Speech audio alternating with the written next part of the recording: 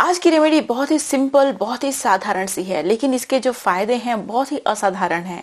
आज मैं आप लोगों के साथ एक ऐसी रेमेडी लेके आई हूँ जो आपके बालों को काला बनाने में कमाल की होती है, क्योंकि ये आपके हेयर फॉलिकल में मौजूद पिगमेंट सेल्स को एक्टिवेट करती है, जिससे कि उनमें से मेलानिन का प्रोडक्शन अच्छे से होने लगता है और आपके बाल नेचुरली काला होना शुरू हो जाते हैं। लेकिन यहाँ पे बात मैं प्रीमेच्योर हेयर ग्रेइंग की कर रही हूँ। अगर आपके बाल प्रीमेच्योर तरीके से सफेद हुए हैं तो ही वो रिवर्स हो सकते हैं।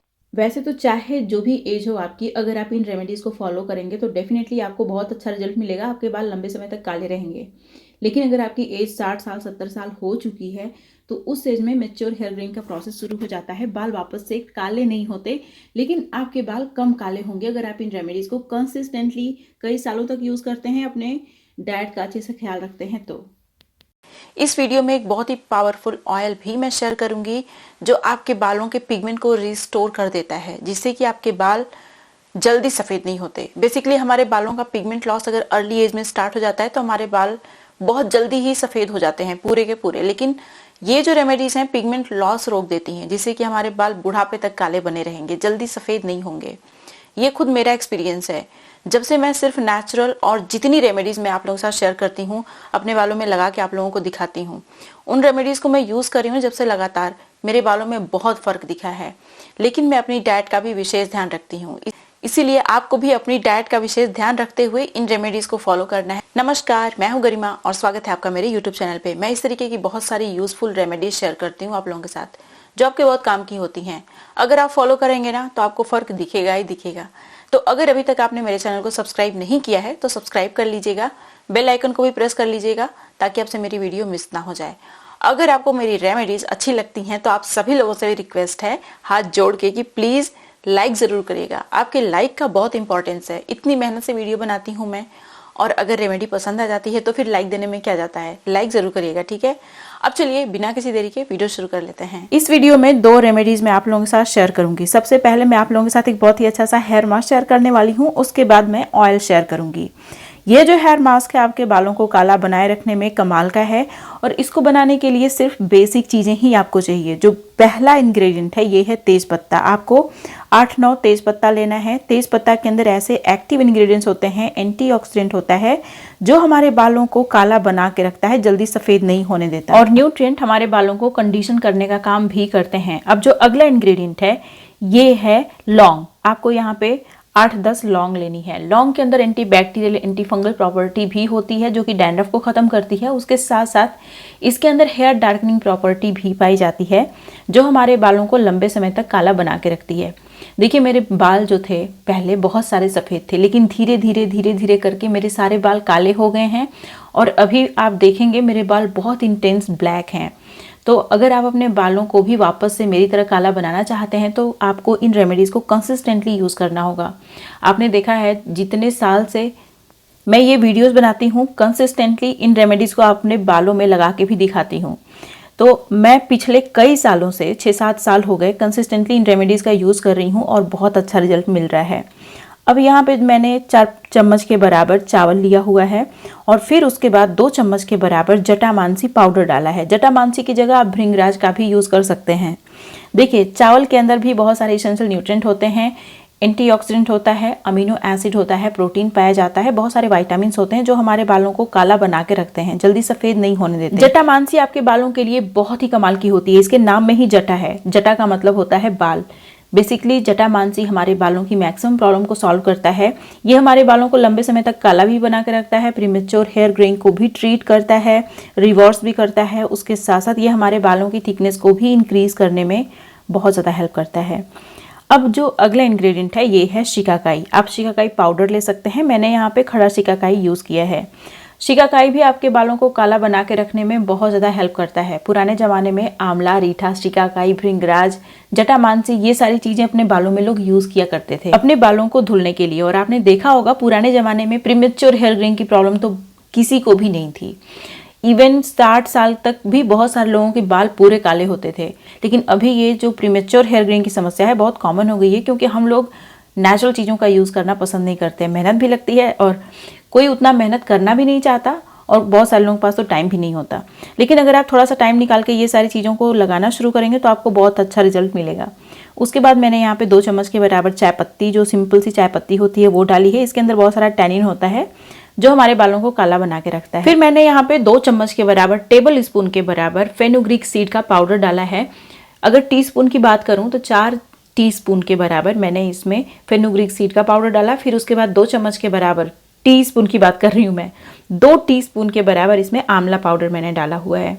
आंवला पाउडर हमारे बालों को काला बनाए रखने में बहुत ज़्यादा हेल्प करता है, प्रीमेच्योर हेयर ग्रेइंग को भी ट्रीट करता है। इसके अंदर हेयर डार्कनिंग प्रॉपर्टी भी होती है, साथ ही साथ ये हमारे जो बाल पिगमेंट लॉस कर चुके हैं उनके बालों में पिगमेंट रिस्टोर करने का भी काम करता है, जिससे कि हमारे बाल काले रहते हैं बहुत लंबे समय तक। अब इन सारी चीज़ों को हमें पानी में भिगो देना है, फिर हमें रात भर के लिए इसे भिगो के छोड़ देना है। नेक्स्ट मॉर्निंग हम लोग इसे यूज़ करेंगे। जब भी आप लोहे की कढ़ाई में कोई भी चीज़ भिगोते हैं, स्पेशली रात भर के लिए, तो उसके अंदर बहुत सारा आयरन आ जाता है। वो जो हेयर मास्क होता है आयरन फोर्टिफाइड हो जाता है। कहने का मतलब ये है कि इसके अंदर बहुत सारा आयरन आ जाएगा। साथ ही साथ लोहे के बर्तन में हेयर डार्कनिंग प्रॉपर्टी भी होती है। अगर आप लोहे के बर्तन में कोई भी चीज़ भिगोते हैं, उसको अपने हाथ से छुएंगे तो आपके नाखून भी काले हो जाते होंगे। आपने ये चीज़ नोटिस की होगी। और जो नाखून काले होते हैं वो जल्दी निकलते नहीं हैं, साफ नहीं होते हैं। तो अगर आप लोहे के बर्तन में भिगो के हेयर मास्क यूज़ करते हैं तो आपके बाल लंबे समय तक काले भी बने रहते हैं और प्रीमेच्योर हेयर ग्रेइंग की समस्या भी नहीं होती है। तो क्या करना है आपको, नेक्स्ट मॉर्निंग इन सारी चीज़ों को ग्राइंडर में डालना है, अच्छे से ग्राइंड करके बारीक साइज का पेस्ट बना लेना है। पेस्ट बनाने के बाद मसलिन क्लॉथ की हेल्प से इसे स्ट्रेन करना बहुत ज़रूरी है, अदरवाइज बहुत सारे चंक्स, पार्टिकल्स, रेजिड्यू आपके बालों में फंसेंगे। ठीक है, इसीलिए इसको छान लीजिएगा। अभी आप देख सकते हैं ये बहुत ही अच्छा सा हमारा हेयर मास्क बन के तैयार हो गया है। इसमें बहुत सारा झाग आपको इसलिए दिख रहा है क्योंकि हमने इसमें शिकाकाई डाला है। शिकाकाई भी नेचुरल क्लींजर की तरह ही काम करता है, लेकिन बहुत स्ट्रॉन्ग क्लींजर नहीं होता है शिकाकाई। रीठा ज़्यादा स्ट्रॉन्ग होता है। रीठा शिकाकाई अगर आप साथ में डालते हैं तो वो बहुत अच्छा शैम्पू बन के तैयार होता है, लेकिन ये शैम्पू की तरह, प्रॉपर शैम्पू की तरह तो काम नहीं करेगा। लेकिन अगर आपने अपने बालों में ऑयलिंग नहीं की है तो इससे अपने बालों को अच्छे से आप क्लीन कर सकते हैं। अगर आपके बाल धूल, मिट्टी, सीबम की वजह से गंदे हुए हैं तो बहुत अच्छे से साफ हो जाएंगे। लेकिन अगर आपने ऑयलिंग करके रखी है तो आपको इसमें रीठा भी डालना पड़ेगा ताकि आपके बाल क्लीन हो जाएं।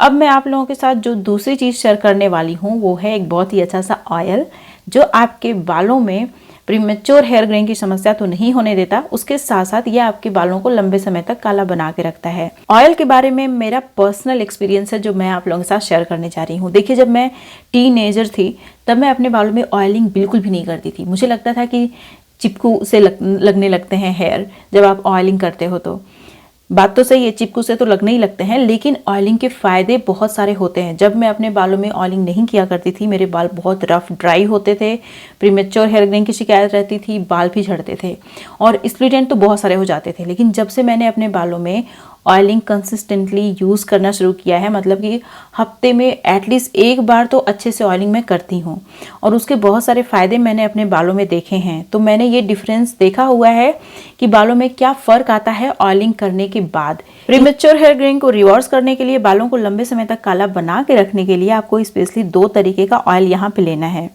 मैंने कलौंजी ऑयल लिया हुआ है, उसके बाद मैंने इसमें थोड़ा सा सीसमी, ब्लैक सीसमी का ऑयल मिलाया हुआ है।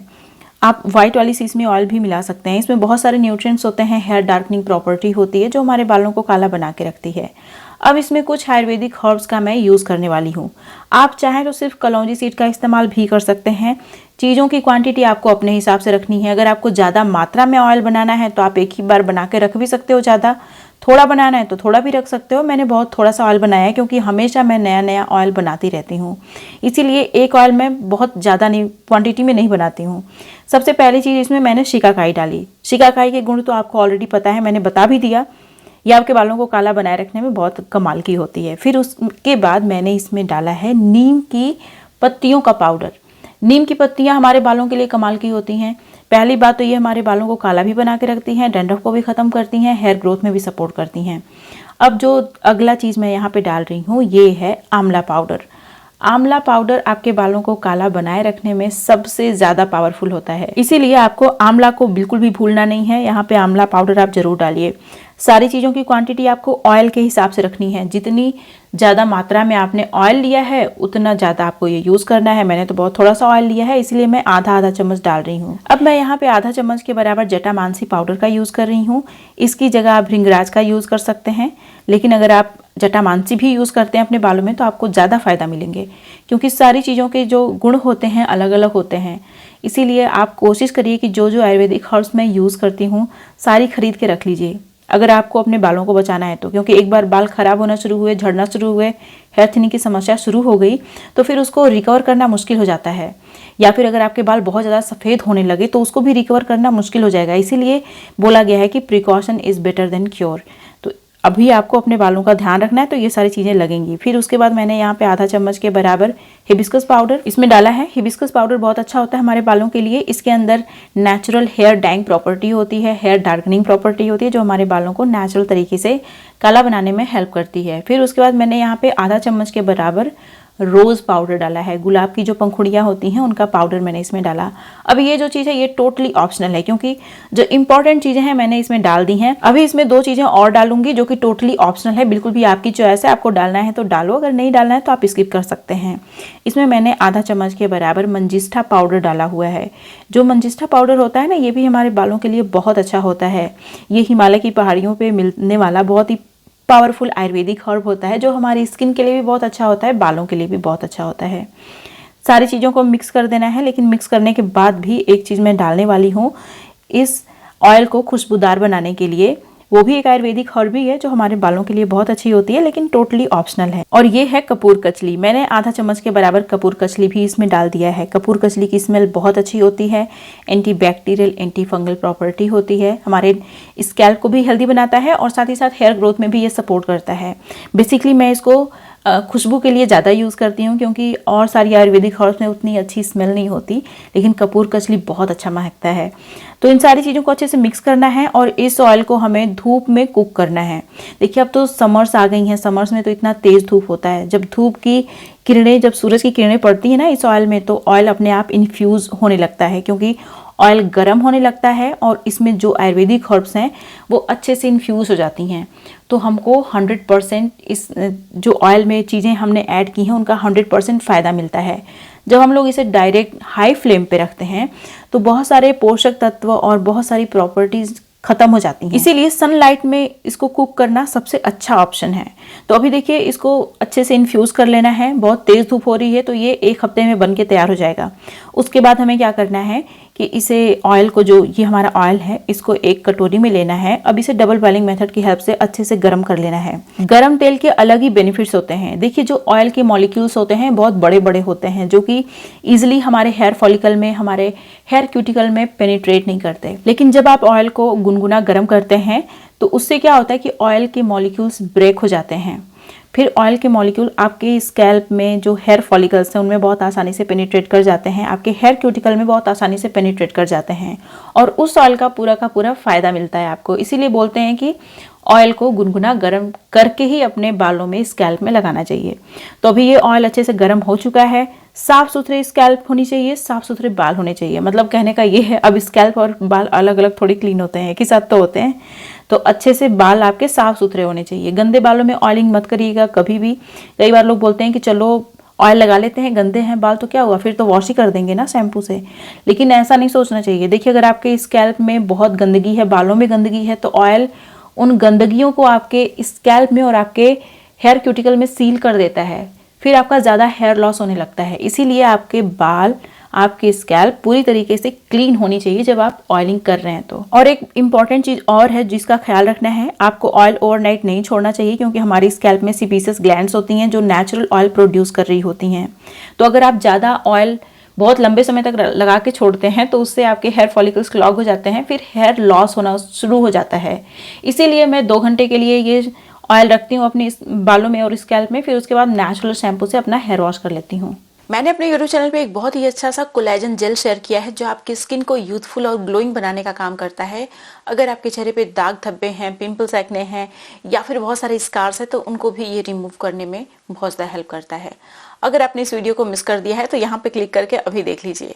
ये थी मेरी आज की वीडियो। मुझे उम्मीद है कि आपको अच्छी लगी होगी। वीडियो पसंद आई है तो रिक्वेस्ट है आप लोगों से कि लाइक कर दीजिएगा। चैनल को सब्सक्राइब नहीं किया अभी तक तो सब्सक्राइब भी कर लीजिएगा। अब मिलते हैं नेक्स्ट वीडियो में, तब तक के लिए नमस्कार।